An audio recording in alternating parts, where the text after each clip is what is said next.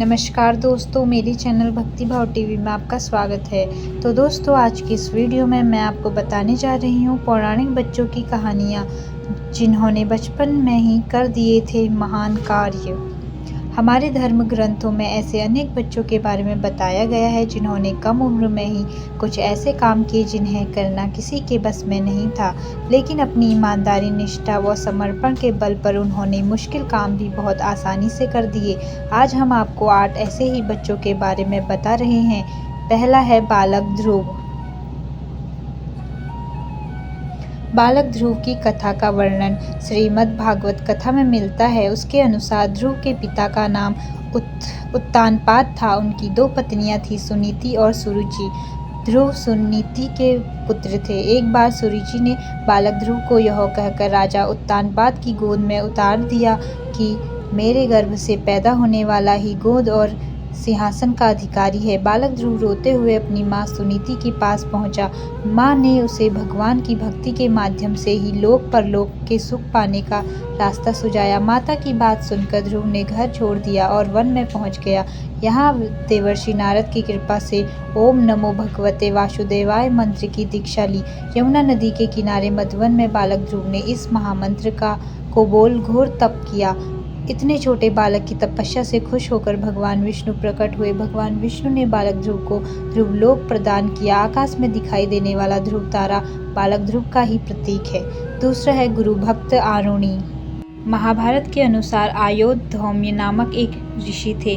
उनके एक शिष्य का नाम आरुणि था। वह पांचाल देश का रहने वाला था। आरुणि अपने गुरु की हर आज्ञा का पालन करता था। एक दिन गुरुजी ने उसे खेत की मेड़ बांधने के लिए भेजा। गुरु की आज्ञा से आरुणि खेत पर गया और मेड़ बांधने लगा। काफी प्रयत्न करने के बाद भी जब वह खेत के मेड़ नहीं बांध पाया तो मेड़ के स्थान पर वह स्वयं लेट गया ताकि पानी खेत के अंदर न आ सके। जब बहुत देर तक आरुणि आश्रम नहीं लौटा तो उसके गुरु अपने अन्य शिष्यों के साथ उसे ढूंढते हुए खेत तक पहुंचे। यहाँ आकर उन्होंने आरुणि को आवाज लगाई। गुरु की आवाज सुनकर आरुणि उठकर खड़ा हो गया। जब उसने पूरी बात अपने गुरु को बताई तो आरुणि की गुरु भक्ति देखकर गुरु आयोधौम्य बहुत प्रसन्न हुए और उसे सारे वेद और धर्मशास्त्रों का ज्ञान हो जाने का आशीर्वाद दिया। तीसरा है परम ज्ञानी अष्टावक्र। प्राचीन काल में अहोड नामक एक ब्राह्मण थे। उनकी पत्नी का नाम सुजाता था। समय आने पर सुजाता गर्भवती हुई। एक दिन जब अहोड वेद पाठ कर रहे थे तभी सुजाता के गर्भ में स्थित शिशु बोला, पिताजी आप रात भर वेद पाठ करते हैं किंतु वह ठीक से नहीं होता। गर्भस्थ शिशु के इस प्रकार कहने पर अहोड क्रोधित होकर बोले कि तू पेट में ही ऐसी टेढ़ी मेढ़ी बातें करता है, इसीलिए तू 8 स्थानों से टेढ़ा उत्पन्न होगा। इस घटना के कुछ दिन बाद कहोड राजा जनक के पास धन की इच्छा से गए। वहां बंदी नामक विद्वान से वे शास्त्रार्थ में हार गए। नियमानुसार उन्हें जल में डुबा दिया गया। कुछ दिनों बाद अष्टावक्र का जन्म हुआ किंतु उसकी माता ने उसे कुछ नहीं बताया। जब अष्टावक्र 12 वर्ष का हुआ तब एक दिन उसने अपनी माता से पिता के बारे में पूछा। तब माता ने उसे पूरी सच्चाई बताई।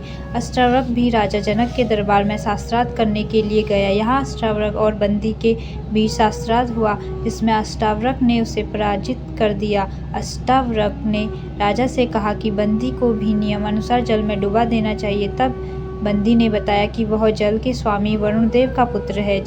उसने जितने भी विद्वानों को शास्त्रार्थ में हराकर जल में डुबाया है वे सभी वरुण लोक में हैं। उसी समय जल में डूबे हुए सभी ब्राह्मण पुनः बाहर आ गए। अष्टावक्र के पिता कहोड भी जल से निकल आए। अष्टावक्र के विषय में जानकर उन्हें बहुत प्रसन्नता हुई और पिता के आशीर्वाद से अष्टावक्र का शरीर सीधा हो गया। चौथा है आस्तिक। महाभारत के अनुसार आस्तिक ने भी राजा जन्मेजय के सर्प यज्ञ को रुकवाया था। आस्तिक के पिता जरुत्कारु ऋषि थे और उनकी माता का नाम जरुत्कारु था। आस्तिक की माता नागराज वासुकी की बहन थी। जब राजा जन्मेजय को पता चला कि उनके पिता की मृत्यु तक्षक नाग द्वारा काटने पर हो रही है तो उन्होंने सर्प यज्ञ करने का निर्णय लिया। उस यज्ञ में दूर दूर से भयानक सर्प गिरने लगे। तब यह बात नागराज वासुकी को पता चली। उन्होंने आस्तिक को इस यज्ञ को रुकाने का निवेदन किया। आस्तिक यज्ञ स्थल पर जाकर ज्ञान की बातें करने लगे, जिसे सुनकर राजा जन्मेजय बहुत प्रसन्न हुए। जन्मेजय ने आस्तिक को वरदान मांगने के लिए कहा। तब आस्तिक ने राजा से सर्प यज्ञ बंद करने के लिए निवेदन किया। राजा जन्मेजय ने पहले तो ऐसा करने से इनकार कर दिया, लेकिन बाद में वहां उपस्थित ब्राह्मणों के कहने पर उन्होंने सर्प यज्ञ रोक दिया और आस्तिक की प्रशंसा की। 5वां है भक्त प्रहलाद। बालक प्रहलाद की कथा का वर्णन श्रीमद् भागवत कथा में मिलता है। प्रहलाद के पिता हिरण्यकशिपु दैत्यों के राजा थे। वह भगवान विष्णु को अपना शत्रु मानते थे, परंतु प्रहलाद भगवान विष्णु का परम भक्त था। जब यह बात हिरण्यकशिपु को पता चली तो उसने प्रहलाद पर अनेक अत्याचार किए, लेकिन फिर भी प्रहलाद की ईश्वर भक्ति कम न हुई। अंत में स्वयं भगवान विष्णु प्रहलाद की रक्षा करने के लिए नरसिंह अवतार लेकर प्रकट हुए। नरसिंह भगवान ने हिरण्यकशिपु का वध कर दिया और प्रहलाद को अपनी गोद में बैठाकर प्रेम किया। 6 है गुरु भक्त उपमन्यु।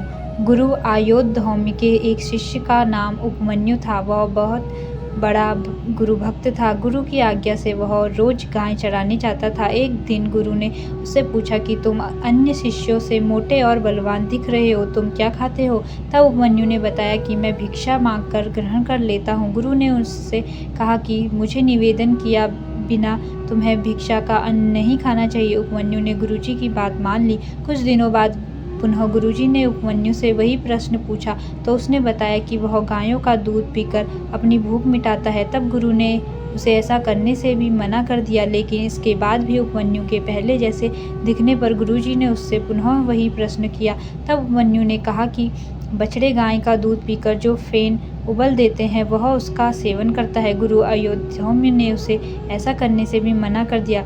जब उपमन्यु के सामने खाने पीने के सभी रास्ते बंद हो गए तब उसने एक दिन भूख से व्याकुल होकर आकड़े के पत्ते खा लिए। वह पत्ते जहरीले थे। उन्हें खाकर उपमन्यु अंधा हो गया और वह वन में भटकने लगा। दिखाई न देने पर उपमन्यु एक कुएं में गिर गया। जब उपमन्यु शाम तक आश्रम नहीं लौटा तो गुरु अपने अन्य शिष्यों के साथ उसे ढूंढने वन में पहुंचे। वन में जाकर गुरु ने उसे आवाज लगाई।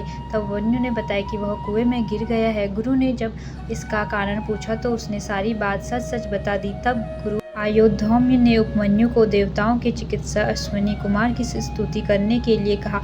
उपमन्यु ने ऐसा ही किया। स्तुति से प्रसन्न होकर अश्विनी कुमार प्रकट हुए और उपमन्यु को एक फल देकर बोले कि इसे खाने से तुम पहले की तरह स्वस्थ हो जाओगे। उपमन्यु ने कहा कि बिना अपने गुरु को निवेदन किए मैं यह फल नहीं खा सकता। उपमन्यु की गुरु भक्ति से प्रसन्न होकर अश्विनी कुमार ने उसे पुनः पहले की तरह स्वस्थ होने का वरदान दिया, जिससे उसकी आंखों की रोशनी भी पुनः लौट आई। गुरु के आशीर्वाद से उसे सारे वेद और धर्मशास्त्रों का ज्ञान हो गया। 7वां है मार्कंडेय ऋषि। धर्म ग्रंथों के अनुसार मार्कंडेय ऋषि अमर हैं। 8 अमर लोगों में मार्कंडेय ऋषि का भी नाम आता है। इनके पिता मार्कंडू ऋषि थे। जब मार्कंडू ऋषि को कोई संतान नहीं हुई तो उन्होंने अपनी पत्नी के साथ भगवान शिव की आराधना की। उनकी तपस्या से प्रकट हुए भगवान शिव ने उनसे पूछा कि वे गुणहीन दीर्घायु पुत्र चाहते हैं या गुणवान 16 साल का अल्पायु पुत्र।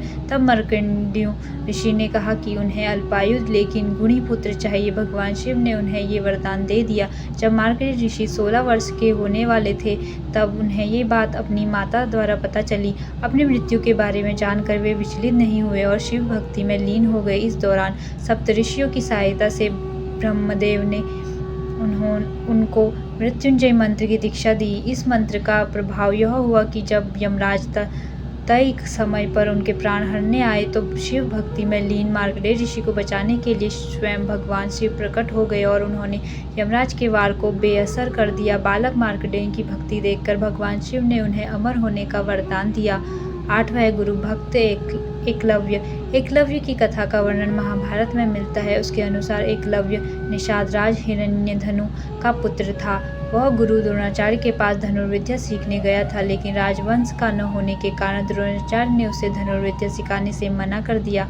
तब एकलव्य ने द्रोणाचार्य की एक प्रतिमा बनाई और उसे ही गुरु मानकर धनुर्विद्या का अभ्यास करने लगा। एक बार गुरु द्रोणाचार्य के साथ सभी राजकुमार शिकार के लिए वन में गए।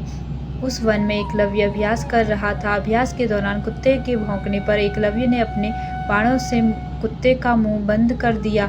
जब द्रोणाचार्य व राजकुमारों ने कुत्ते को इस हाल में देखा तो वे उस धनुर्धर को ढूंढने लगे ने इतनी कुशलता से बाण चलाए थे। एकलव्य को ढूंढने पर द्रोणाचार्य ने उससे उसके गुरु के बारे में पूछा। एकलव्य ने बताया कि उसने प्रतिमा के रूप में ही द्रोणाचार्य को अपना गुरु माना है। तब गुरु द्रोणाचार्य ने गुरु दक्षिणा के रूप में एकलव्य से दाहिने हाथ का अंगूठा मांग लिया। एकलव्य ने बिना कुछ सोचे अपने अंगूठे द्रोणाचार्य को दे दिया। तो दोस्तों, कैसी लगी आपको यह वीडियो कमेंट करके ज़रूर बताएं और ऐसी ही बहुत सारी कहानियों, कथाओं और जानकारियों को सुनने के लिए मेरे चैनल को सब्सक्राइब करें। धन्यवाद।